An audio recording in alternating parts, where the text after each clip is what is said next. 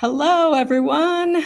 It is Tuesday, which means it is time for me, Rosa Linda Román, to read another chapter of Losing Sight of the Shore, my book, How to Live on a Boat Without Killing Your Family. And that's a picture of my kids and my dog when we lived on the sailing catamaran, the Dawn Treader. It's funny, you can see the reflection of my Mickey lamp. I'll show it to you. It's like a Look at how cute. Anyway, you guys know I love Mickey Mouse and Disney and all things. Okay, so this time every week, I read a chapter of my book just because it's fun. It's fun for me. I've had some very positive feedback from friends and family saying that it's fun for them. And I'm also using the audio of this, repurposing it to share with my Substack, which is where I do some of my article writing and just general writing. And so if you want to learn about that, just go to the show notes on the platform that you're watching this on. So if you're in Facebook, you'll look in the little notes section and it'll have the link to Substack or a link to buy a copy of the book if you want. All right, so this week I'm going to be reading chapter 7. And I also wanted to mention, in case you're new here, that you can add a comment in the platform that you're in, whether it's YouTube or Twitter, X, or Facebook. You can put a comment and I will see that here in the studio, and I can pop that into where you see it says my name here. I can actually put comments up there. So if you want to send me a little love, I'd appreciate it. But without further ado, here we go. Losing Sight of the Shore. Let's do that again. Losing Sight of the Shore, Chapter 7, Kid Boats.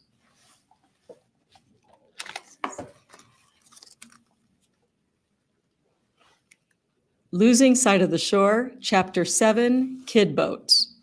The first word of resistance that people usually express when considering our live-aboard boat schooling lifestyle is socialization.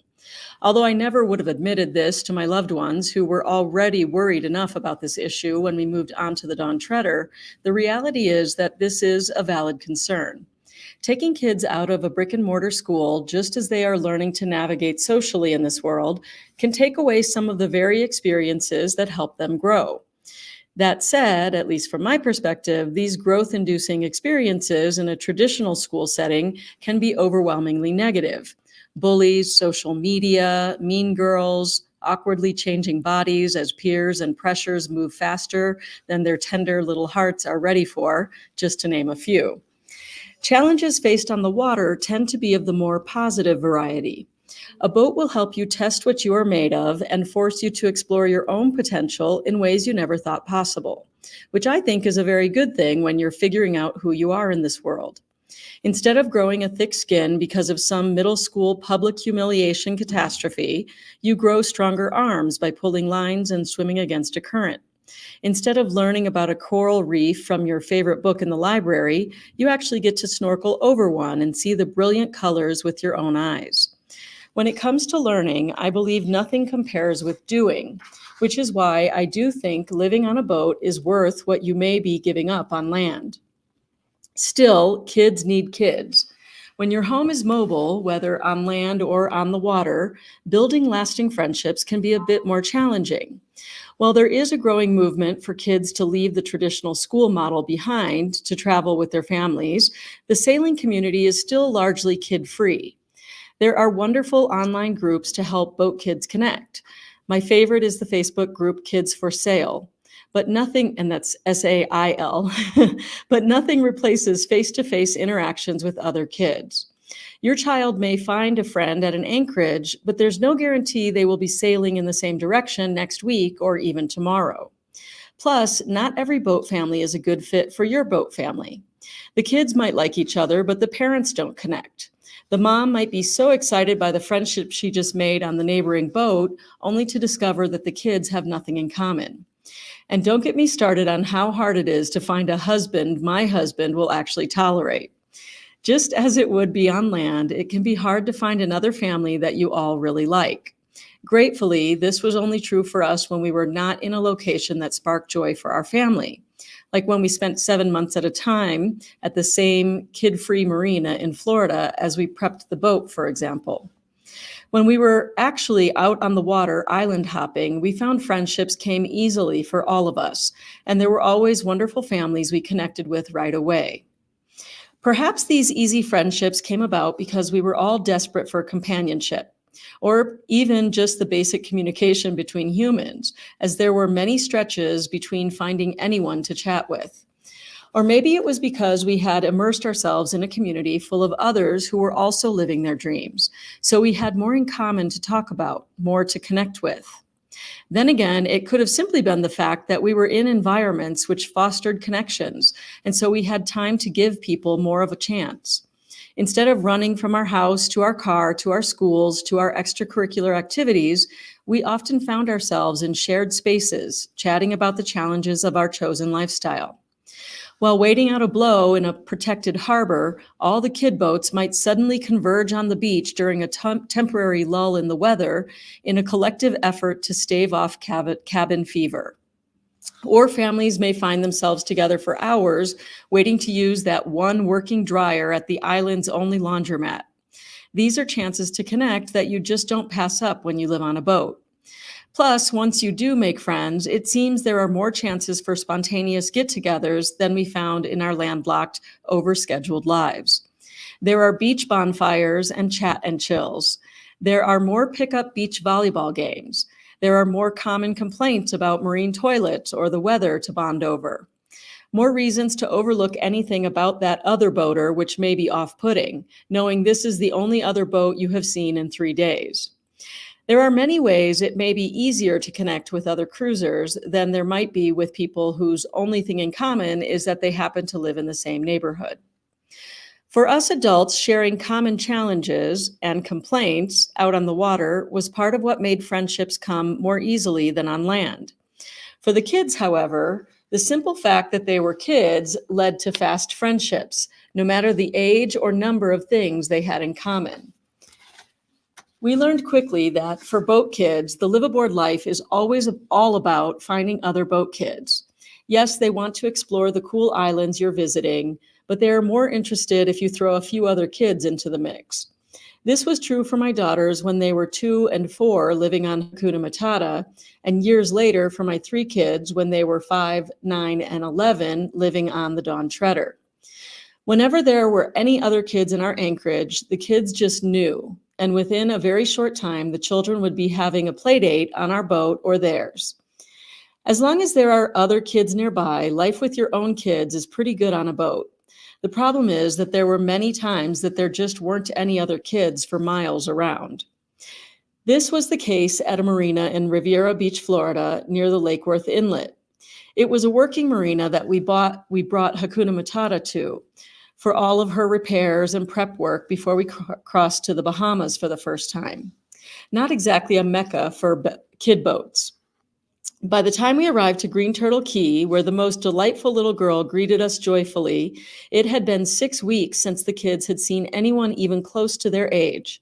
The minute they saw her, even before we checked into customs, they begged to get off the boat and go play. And by play, I mean really play, in delightful, creative ways.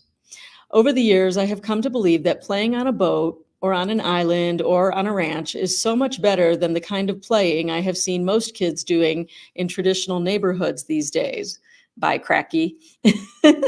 Unlike every social gathering I have witnessed with young people around town lately, which always revolves around one screen or another, I love how low-tech and imaginative kid boats tend to be. I would even go so far as to say the way they play seems closer to the way we played when we were growing up. They make up scenarios and act them out as they run around the island or the boat. Superheroes, lava monsters, villains, and heroes. They swim, kayak, or paddleboard. They use their bodies every day. Generally, there is no Fortnite, Netflix, Disney Plus, Instagram, or TikTok to consume their waking hours. Yes, there are times when they will gather in the salon with their iPads and create a world in Minecraft together, or put on a DVD on one boat or another. But without constant connectivity, those tech-centric moments are the exception, not the rule. Mostly they are outside exploring the world around them. A big part of why I find this kind of engagement so lovely to witness is that they aren't moving in fast crowds that push them to act grown up before their time, either online or in person. At the same time, they are learning some very grown-up things, like mechanical systems, how to raise and lower the sails, plumbing, electrical work, tides, currents, weather patterns, environmental responsibility, and so much more. All of this learning isn't forced by us, but instead gained naturally through their own curiosity and the demands of the environment. Instead of asking them to write an essay about changing the oil in the generator, we ask them to climb into that small compartment where our adult hands can't reach and pull out the dipstick themselves. They learn not only how to work a water maker, but how to join their daddy to install it in the first place in a way that doesn't jeopardize the integrity of the hull. That's physics, mechanics, fluid dynamics, state management, relationship building, and problem solving all rolled into one. Living on a boat, the world is their classroom, and we are partners in learning. Once I embraced this approach, it proved to be more joyful and effective for our family than the traditional textbook-centric, teacher-led method. This creative education was reflected in the way they played and how they interacted with other boat kids and their grown-ups. In general, I have found most boat kids are a joy to be around, and I am grateful that my own kids had the chance to join this exceptional group. So there you go. That is Losing Sight of the Shore, Chapter 7, Kid Boats. And it just brings back so many memories of living on the boat with the kids. After I wrote this book, we actually ended up later buying back the same boat and sailed during COVID times. And we created what we called a COVID-free fleet of kid boats. And by then the girls were teenagers and we had a lot of teenagers in the group. And so the kids would go snorkeling and spearfishing and be gone for hours and hours. And, they had VHF radios to call in if there was a situation. But yeah, it was just a really special time. And I hope to do it again. I know we're in discussions. I'm not going to say anything more than that, but I definitely leave the possibility open. All right, I guess there's no questions, no comments for now, but you're welcome. Please feel free to write them in the replay. If you're watching this on the replay, I'd love to see what you think about these chapters. And if you don't have time to watch these videos, you can go to Substack. The link is in the show notes, and I share the audio of these recordings. So you could just listen one after the other and listen to the whole book. So there you go. It'll be like an audio book, but personalized. All right. I hope you are all doing well. Thank you so much for watching. Oh, and especially you, Howard. Howard and Olivia and of course, Nathan are like my three favorites that are here week after week. Thank you so much. I actually met Howard on one of those tropical islands I just talked about. So thank you for watching. I really do appreciate it. And now I'm going to go lose sight of the shore, or at least end this recording. Bye.